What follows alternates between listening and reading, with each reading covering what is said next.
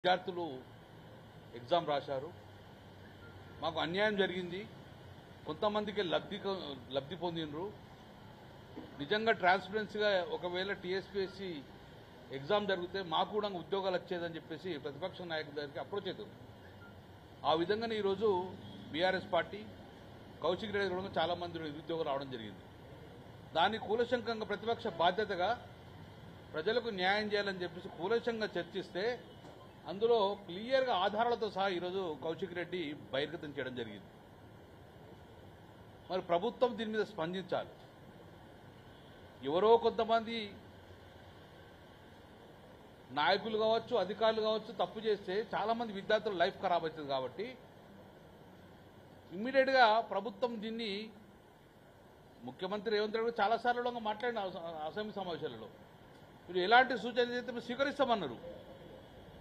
ఇది రేవంత్ రెడ్డి గారు ప్రభుత్వానికి కౌశిక్ రెడ్డి క్లియర్గా సూచిస్తాను. ఇది ప్రజల జీవితంలో తప్పు జరిగింది, మరి మీరు దీన్ని సమర్థిస్తున్నారు రేవంత్ రెడ్డి గారు అని చెప్పి సూటిగా ప్రశ్నిస్తున్నారు. నిజంగా మీరు సమర్థించకపోతే వెంటనే దీని మీద జ్యుడిషియల్ ఎంక్వైరీ స్టార్ట్ చేయండి. మీరు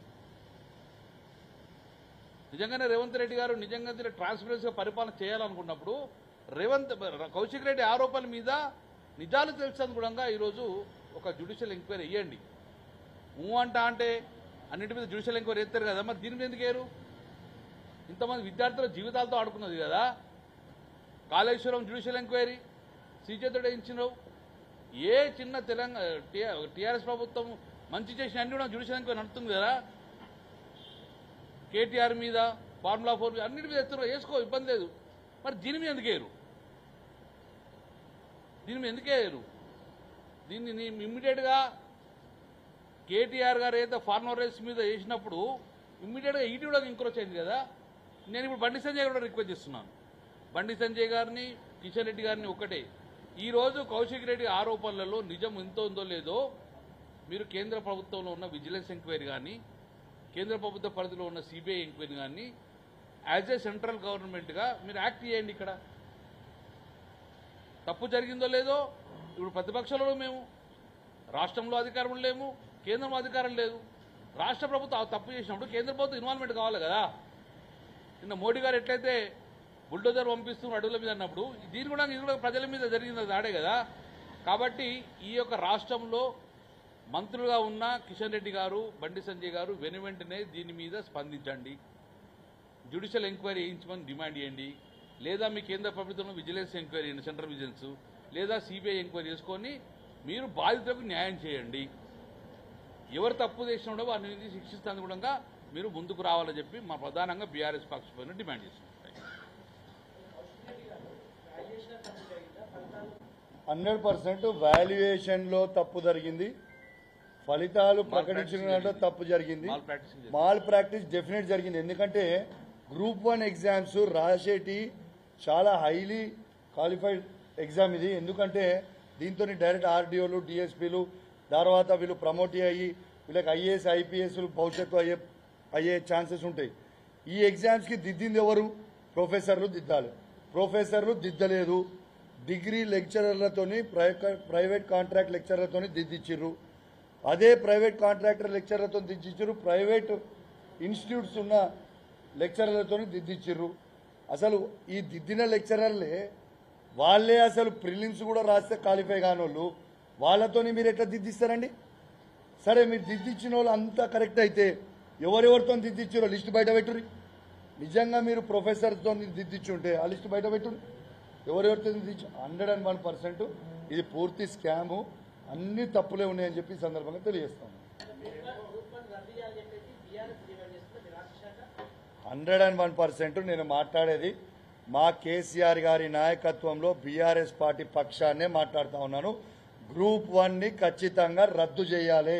ఎందుకు రద్దు చేయాలని చెప్పినా కూడా మీకు ఓపెన్గా నేను పెట్టినా, మీకు ఓపెన్గా పెట్టి చెప్తా ఉన్నాను. నేనే ఒక్కనే కాదు, నాతో పాటు గౌరవ మాజీ మంత్రివర్యులు, కరీంనగర్ శాసనసభ్యులు, మా సీనియర్ నాయకుడు కమలాకర్ అన్న కూడా ఇప్పుడు దాన్ని మాట్లాడి చెప్పి రద్దు చేయాలని చెప్పిండు. ఎంక్వైరీ చేయమంటున్నాం, రద్దు చేయాలంటున్నాం, ఎంక్వైరీ చేయాలి, రద్దు చేయాలి. 100% స్కామ్ జరిగింది, 100% సింపుల్. మీరు స్కామ్ జరగలేదని మీరు అంటారా?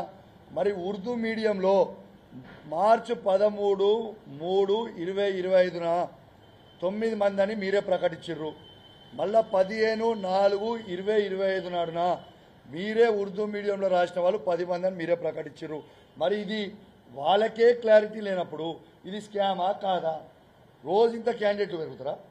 100% scam.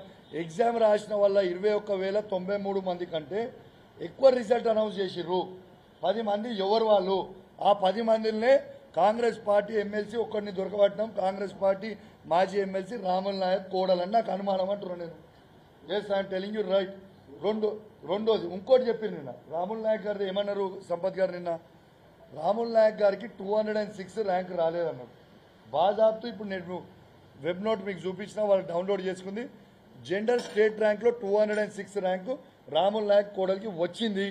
Multi zone 1లో first rank వచ్చింది. అది రాలేదు అని అబద్ధాలు నిన్న ప్రెస్ నోట్ పెట్టిందంటే ఇది రెడ్ హ్యాండెడ్గా దొరికింది. ఇలా అన్ని తప్పు తడకలే ఉన్నాయి. Thank you.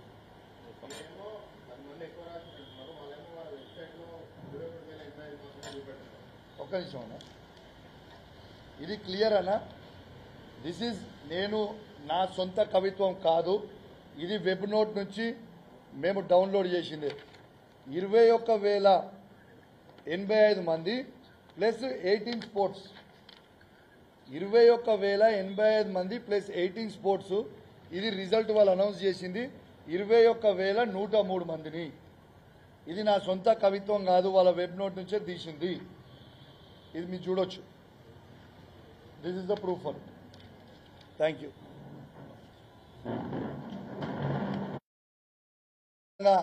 దొరికిపోయారు. తెలంగాణ రాష్ట్రంలో ఉన్న ప్రతి యువత దీన్ని గమనించాలి అని నేను విజ్ఞప్తి చేస్తా ఉన్నాను. ఇలా సూటిగా నిన్న ప్రశ్న అడిగినాం. ఇలా వాళ్ళ వెబ్ నుంచి రిలీజ్ చేసిన డేటా 21